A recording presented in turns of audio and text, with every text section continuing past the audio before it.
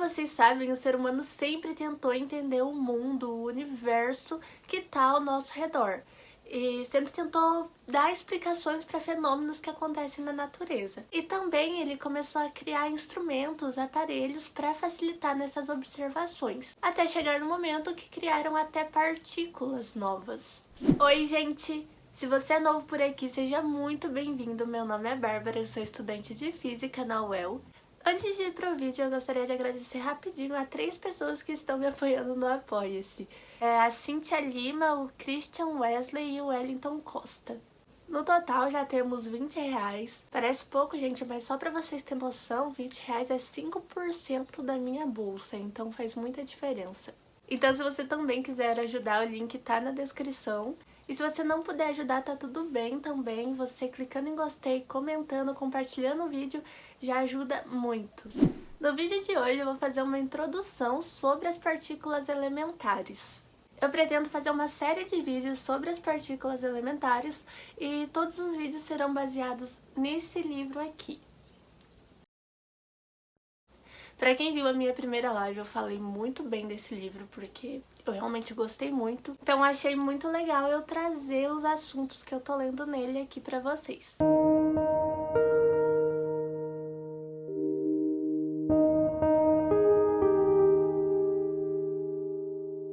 O físico também tenta entender sobre os fenômenos da natureza. Ele tenta responder perguntas como do que a matéria é composta, por que ela é estável, qual é sua origem e várias questões parecidas com essa. Mas esse rolê todo começou muito antes dos físicos. Na Grécia Antiga, vários filósofos acreditavam que o universo poderia ser reduzido a 1, 2 ou alguns poucos componentes da matéria. Um dos filósofos pioneiros dessa vontade de explicar o mundo ao seu redor foi Tales de Mileto. Ele acreditava que a natureza podia ser representada por um único elemento, a água. Para ele, a Terra flutuava sobre ela e foi nela que começou tudo. Depois, muitos outros filósofos ampliaram essa descrição até chegar no momento que eles acreditavam que os elementos fundamentais da natureza eram o fogo, a terra, a água e o ar. Meio Avatar, né, gente? E aí, por volta de 500 anos antes de Cristo, os filósofos gregos propuseram uma descrição mais elaborada que era conhecida como teoria atomista. Ela foi criada por Leucipo. Demócrito, que foi aluno de Leucipo, desenvolveu a teoria atomista. A palavra átomo é derivada do grego indivisível, então acreditavam que toda a matéria do mundo era composta por partículas muito pequenas que não poderiam ser destruídas e nem quebradas. Alguns dos seus contemporâneos aderiram a essa proposta, mas a maioria preferia a ideia de Aristóteles, que dizia que a matéria tem uma estrutura contínua.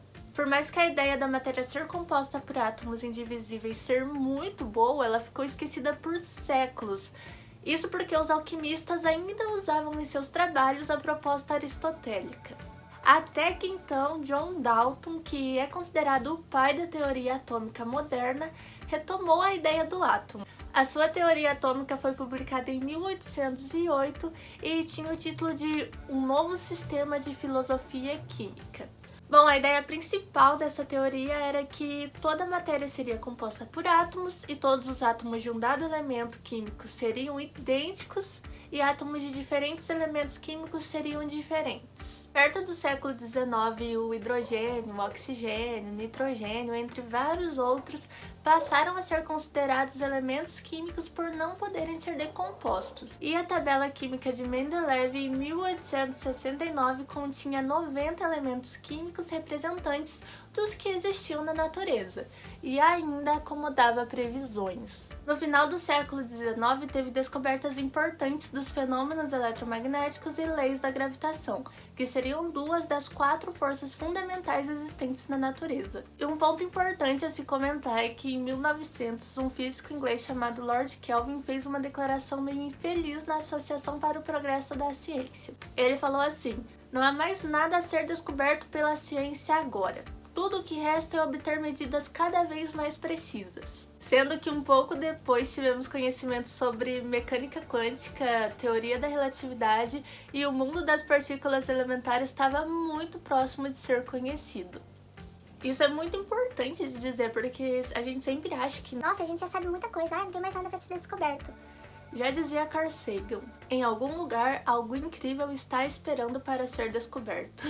Antes a gente não tinha conhecimento da natureza interna do átomo, então ele era elementar e o significado indivisível fazia sentido.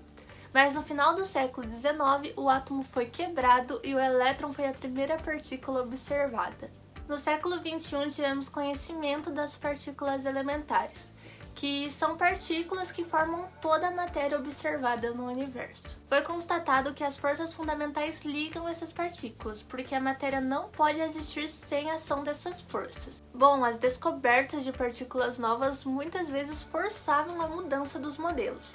Outras vezes, o modelo ou conceitos mais precisos previam a existência de uma partícula nova. E assim, a física de partículas elementares foi evoluindo até chegar no modelo que conhecemos hoje, que é conhecido como modelo padrão da física de partículas. Com o esforço de diversos físicos teóricos e experimentais, no século XX foram descobertas centenas de partículas. Mesmo as partículas elementares sendo objetos complexos, o critério que define elementar é bastante intuitivo. Toda partícula que pode ser quebrada não é elementar, e toda aquela que tem um único constituinte é considerada elementar. Mas aí tudo parece muito fácil, quebrar partículas, descobrir partículas novas, mas calma lá, que não é tão simples assim. Tinha muitas dificuldades que limitavam a observação e tinha dificuldades na elaboração dos modelos teóricos que descrevem o comportamento da matéria. No início da década de 1950, os métodos de observação não eram tão precisos, e a maioria das partículas descobertas foram consideradas elementares equivocadamente.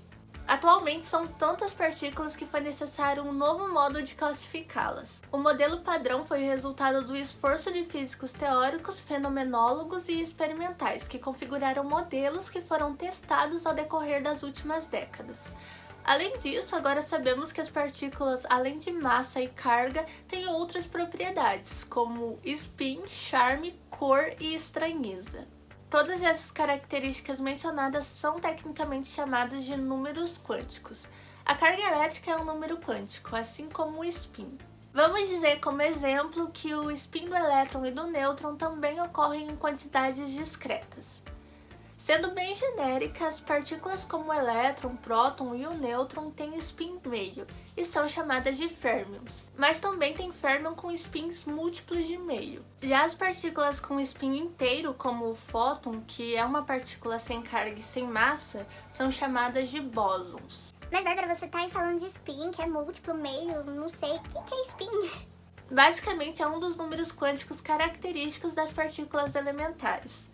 Mas no geral é um conceito bem complicado de explicar, porque o spin é fundamentalmente quântico. Não tem como fazer uma analogia suficientemente boa para entender o que seria ele. A princípio ele é associado a um giro da partícula, mas na verdade não é exatamente isso.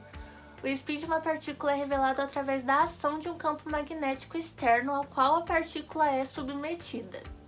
Se a gente usar o exemplo do elétron, o valor do movimento associado ao spin do elétron é mais ou menos meio, onde os sinais significam duas direções possíveis do spin. Positivo seria para cima e negativo seria para baixo. Mas eu vou deixar aqui no card um vídeo do Pedro Lous, do Ciência Todo Dia, que ele explica melhor como funcionaria isso. Então, se você quiser saber mais detalhado, assiste o vídeo dele também. Voltando a falar sobre as partículas elementares, a primeira formulação conhecida sobre a constituição da matéria foi em 1815, quando o físico e químico inglês William Prout postulou, de início foi no anônimo mesmo, ele postulou que todos os átomos são compostos de átomos de hidrogênio e por isso os pesos atômicos deveriam parecer como múltiplos do átomo de hidrogênio. Essa teoria foi rejeitada porque alguns elementos não tinham seus pesos atômicos como múltiplos inteiros do peso atômico do hidrogênio. Por exemplo, a prata, que é 107,8. Hoje a gente sabe que esse argumento é falso porque o peso atômico não inteiro vem da coexistência de diferentes isótopos de um mesmo elemento. Isótopos seriam átomos que possuem o mesmo número de prótons e diferem apenas no número de nêutrons. Porém, ficou a lição: não se constrói um modelo sólido com observações apenas estruturais. O exemplo mesmo é quando eles analisaram as estruturas dos fungos em Marte. Não tem como ter uma certeza daquilo só observando as estruturas. A gente precisa fazer experimentos, análises em laboratório mesmo. Bom, as partículas eletricamente carregadas só podem ser descobertas e conduzidas dentro de um acelerador por conta de dois conceitos fundamentais. O primeiro está relacionado ao efeito que uma partícula carregada sofre ao passar por um campo magnético, produzido por um ímã. Segundo as leis que regem os fenômenos eletromagnéticos, uma partícula carregada desvia sua trajetória ao passar por um campo magnético. Já o segundo está relacionado ao efeito que a mesma partícula sofre ao passar por um campo elétrico. Uma partícula carregada, quando é submetida a um campo elétrico, ela tem o valor de sua velocidade alterado. E essas características são as principais responsáveis pela separação, observação e detecção de partículas. Então é por isso que a gente consegue analisar mais detalhadamente partículas. É isso que eu queria trazer para vocês hoje. Como eu disse, eu vou fazer uma série de vídeos sobre partículas elementares. No próximo vídeo eu vou falar sobre a descoberta do elétron e do próton. E um vídeo vai complementando o outro. Nesse vídeo eu quis trazer mais o contexto histórico mesmo, de como eles pensaram, de como eles formularam tudo até chegar no que conhecemos hoje. E a história da física também é muito importante, gente. Bom, se você tem alguma dúvida, coloca nos comentários que eu respondo. Se você quer que eu fale sobre alguma coisa aqui no canal, também coloca nos comentários, que se for possível eu trago. Eu também faço divulgação científica nas redes sociais, eu vou deixar aqui embaixo, na descrição também. E o link do servidor do Discord também tá na descrição, entrem lá. Não se esqueçam que sábado tem live com uma convidada, a Ana Petzold, e a gente vai falar sobre buracos negros. Enfim, gente, é isso. Eu gostaria de lembrar vocês também que vocês assistiram o vídeo até o final, me ajuda muito. Então, muito obrigada a você que tá assistindo aqui até o final, muito obrigada mesmo. É isso, até a próxima!